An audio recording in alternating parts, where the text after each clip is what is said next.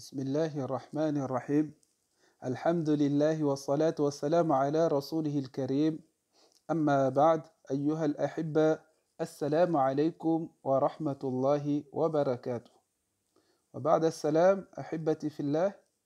Aujourd'hui, je retourne encore sur le hadana. Hadana qui vient de même racine que haid. Ils sont de même racine. C'est un truc de femme. Je plaisante. Alors, les deux parents ont le droit de garde d'enfants. Premièrement, je dis, les deux, ils ont le droit de garde d'enfants. Il y en a un qui a plus le droit que l'autre. Et avant que ça revienne vers la deuxième, il y a des conditions. Et je vais vous raconter deux hadiths, ou trois même, ou quatre, dans le sens des choses, Inch'Allah. Un hadith rapporté dans Muwatta. Je vais pas vous citer tout le hadith, mais la leçon à tirer de ce hadith. Le hadith rapporté dans Muwatta que lorsque une fois Omar ibn al-Khattab radiallahu ta'ala anhu, il est arrivé à un endroit. Son fils qui est né d'une femme de Ansariya, Asim, était en train de jouer sur le véranda de la mosquée. Sur le bord de la mosquée, elle était en train de jouer dans la cour de la mosquée. Et Omar est passé par là. Il a pris l'enfant, il a pris Asim, radiallahu ta'ala anhuma. Il a mis sur sa monture devant lui. Il voulait amener son enfant parce qu'il était divorcé de cette femme-là. Et au moment où il allait partir, la grand-mère de cet enfant est venue pour tirer l'enfant. Elle a tiré l'enfant et elle disait que c'est mon enfant. Et Omar disait que c'est mon enfant. Et s'est chamaillé. Alors, à ce moment-là, Abu Bakr radiallahu ta'ala anhu s'était interposé entre les deux et il dit Khalli baynaha wa baynahu. Il a dit à Omar, laisse-les.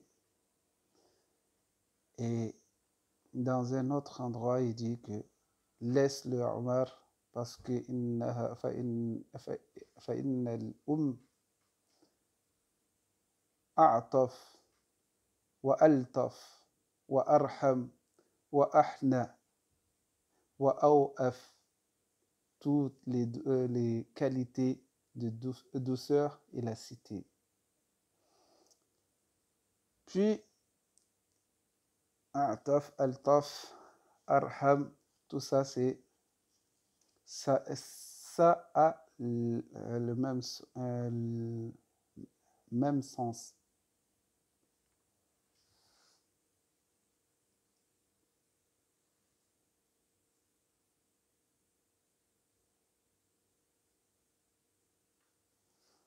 Du coup, ça a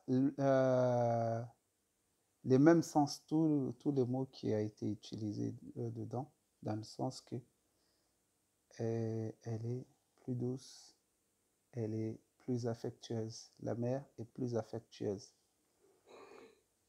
Donc, elle a plus de miséricorde, plus de rahma envers ses enfants, envers les enfants. Donc, laisse-le, ya Omar, laisse-le. Dans un autre hadith, que lorsque le messager de Dieu, sallallahu alayhi wa sallam, est arrivé durant le Fath Makkah, le messager de Dieu, sallallahu alayhi wa sallam, était à Makkah. Il y avait avec lui Ja'far, Zayd et Ali. et les trois étaient avec lui. Une fille courait derrière et disait Ya Am, oh mon oncle, oh mon oncle. Et Ali s'est précipité vers l'enfant et l'a pris dans ses bras.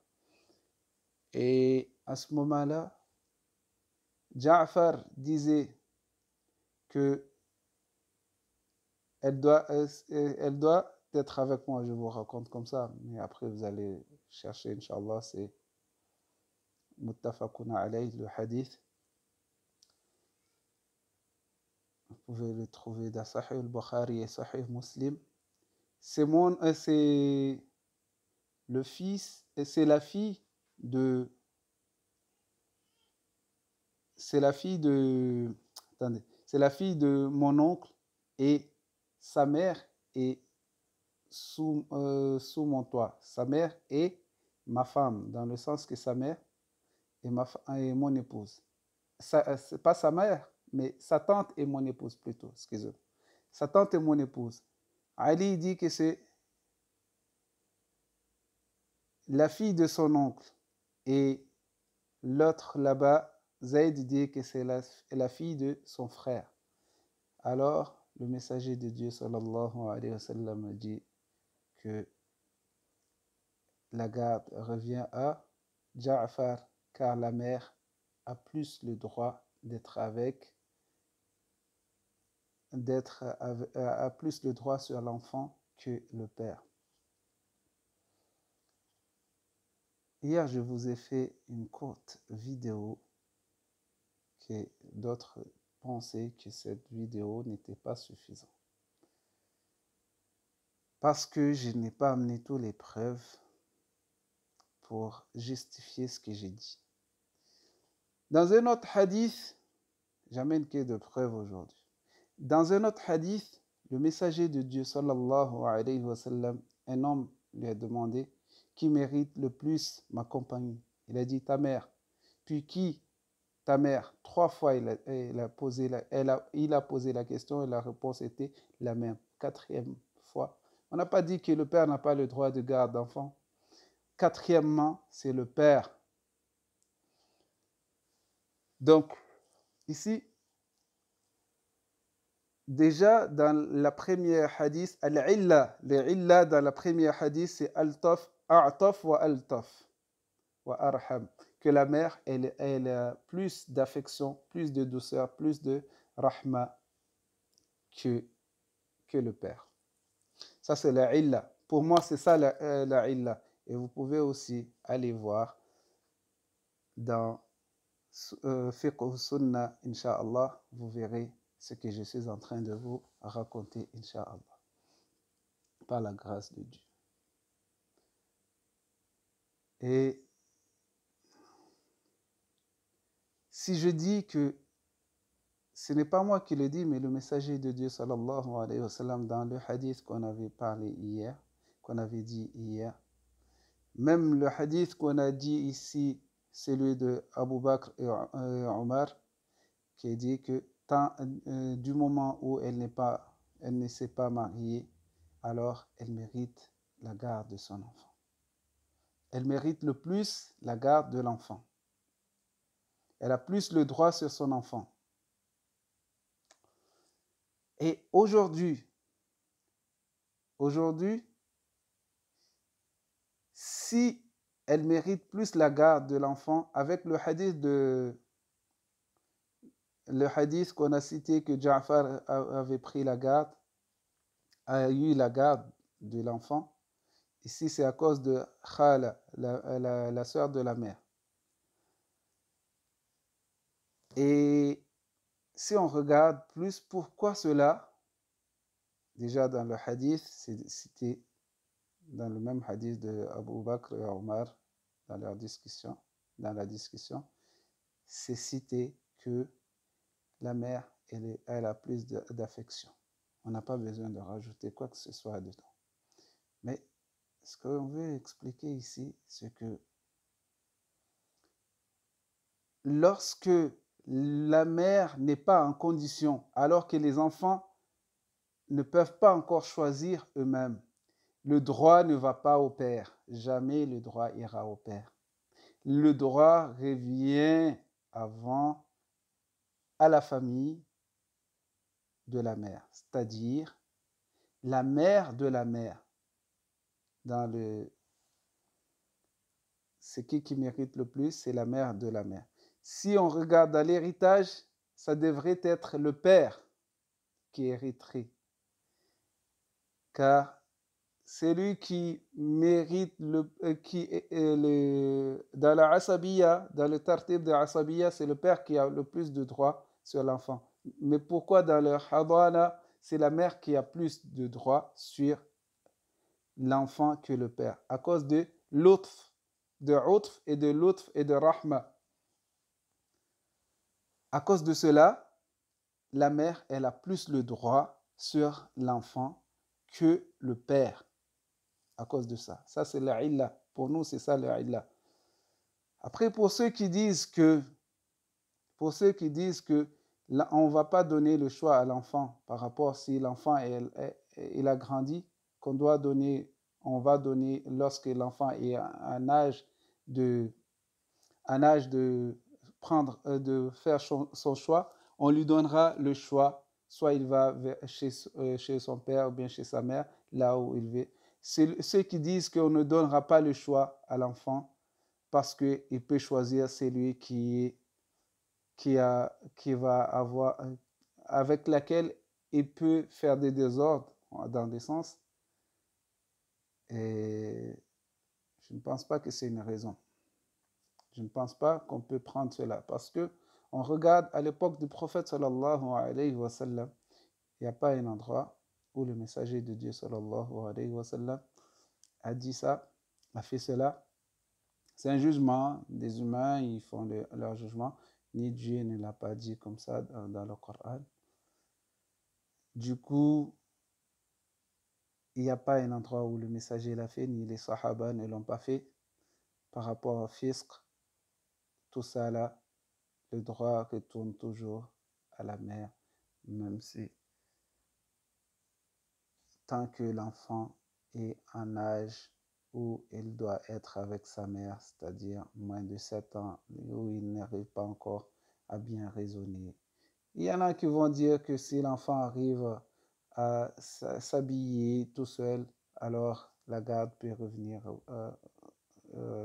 l'enfant peut on peut le faire donner choix. Non, il faut que l'enfant soit responsable, pas responsable, mais en âge de réfléchir, en âge de faire un choix.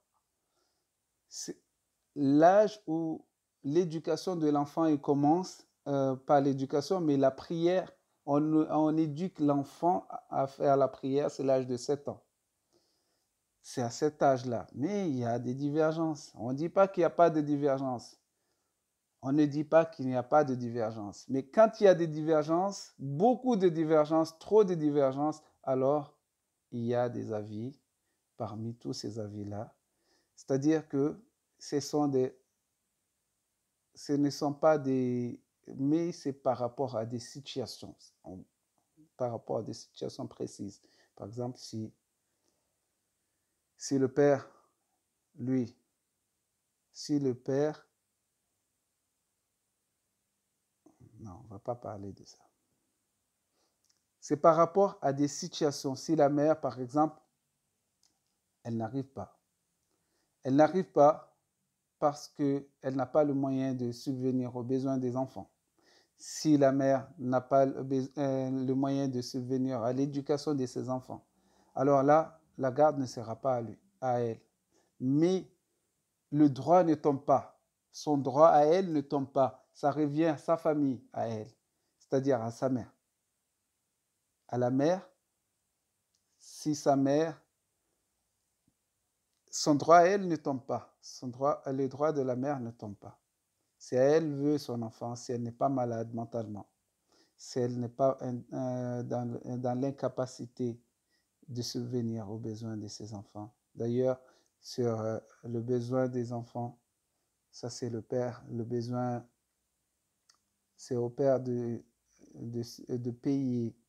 Si l'enfant reste avec la mère, c'est au père de payer le nafaqa de cet enfant. Mais ce n'est pas à la mère de le payer. Jamais c'est la mère qui paye le nafaqa de l'enfant. C'est toujours le père, que ce soit avec le père ou avec la mère, mais c'est toujours le devoir du père de payer le nafaqa pour son enfant. Alors, il y a beaucoup de choses à dire. Si on va dans les détails, il y a beaucoup de choses. On ne peut pas faire comme ça. C'est là que j'ai dit hier pour la stabilité de l'enfant. Pour la stabilité de l'enfant. L'enfant, il a besoin de stabilité pour son développement mental. Si on amène l'enfant à droite, à gauche, à droite, à gauche, l'enfant n'aura pas de stabilité et il vivra d'une manière, et grandira d'une manière où il sera instable. Et ce n'est pas ça ce qu'on veut. Personne ne veut cela. On regarde le haqq de l'enfant avant tout. Avant de regarder le droit, qui a le droit de garder l'enfant, on regarde l'enfant lui-même. Quel sera cet enfant-là demain? On regarde le haqq de l'enfant. L'enfant, il a aussi ses droits. On ne regarde pas que nous. On ne regarde pas que les adultes. Ouais, chacun qui est à droite, à gauche. On ne regarde pas que cela. On doit regarder aussi le haqq de chacun, le droit de chacun. Le droit de l'enfant, on doit regarder avant tout, c'est le droit de l'enfant avant de regarder ton droit à toi.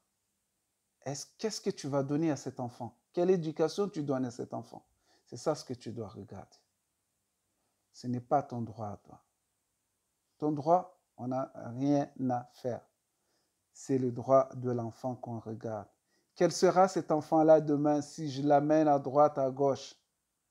Le père, lui, il est rare qu'il est à la maison. Je l'ai déjà dit, mais je le répète encore.